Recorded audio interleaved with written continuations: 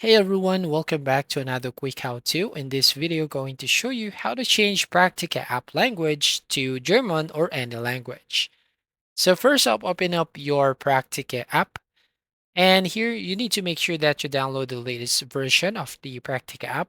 But if you have already installed this application, make sure that you have just update your application. So to do that, go to your Google Play Store if you're using Android and App Store if you're using iOS device and then search for the Praktika app. And from here, if an update button shows up, you just have to tap on update. And once done, tap on open. Then here, tap on profile icon at the bottom right hand corner of your screen. So once you tap on your profile here, you will find app language, which is English. So tap on this option.